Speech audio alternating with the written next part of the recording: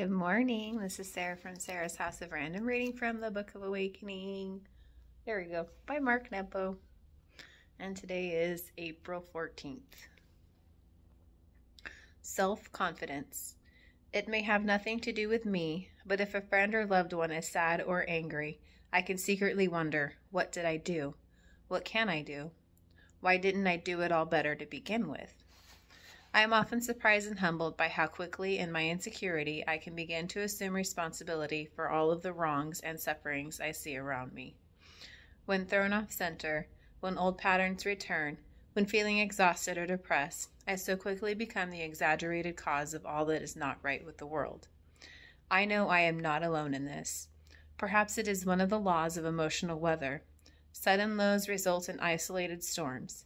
It has happened to me enough over the years that I have to acknowledge the power of negative self-centeredness.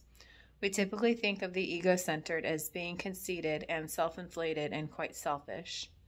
But this recurring struggle with exaggerated responsibility has made me realize that more often we are ego-centered when feeling deflated, when feeling shaken from my senses of oneness with things.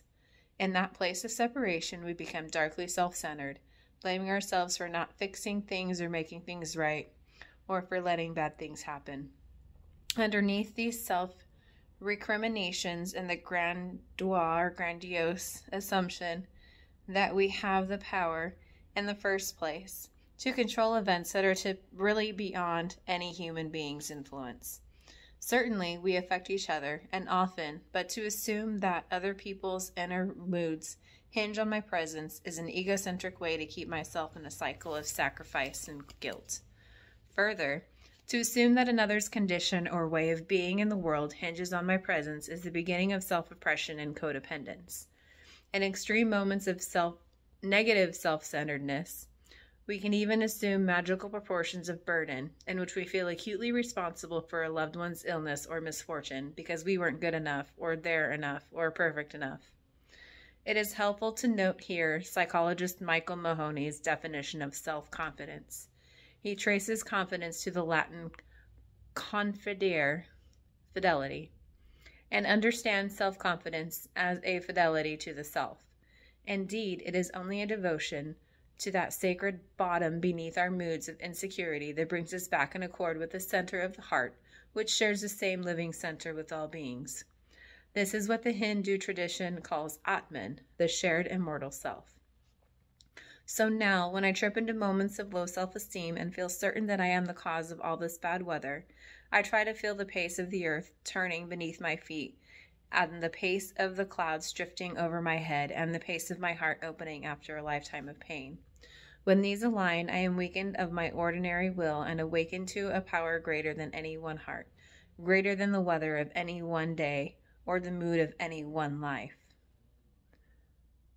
That is so powerful because of the fact of self-confidence. And when people are suffering around you, you always wonder, what did I do? Like, I don't know how many times I've felt that way when I've realized that it wasn't anything I did. It's how they're feeling regarding a certain situation in their lives at the moment. And we have that tendency to think personally about stuff when we really don't need to or shouldn't. And then having that self-confidence, going back to the Latin of confidere, which means fidelity, and understanding that the self-confidence as the fidelity to the self, that's amazing. Yeah. So meditation for today. Sit quietly and become centered. Now bring to mind the last time you felt a loved one's mood sink in your presence. Try not to deflect the discomfort you felt. Try to let go of all your self-questioning. Try to breathe through to the calm you felt before bringing this to mind.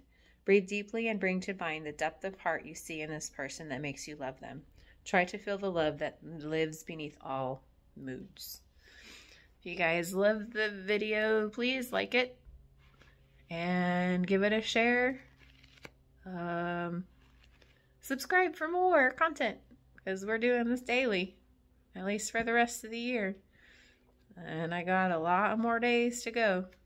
It's crazy to think that April 15th is like tomorrow.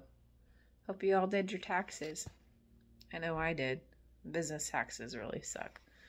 And leave a comment. And what else? Oh, or you can email me at the email address in the description box below. Hope you all have a lovely day. Bye. Love you.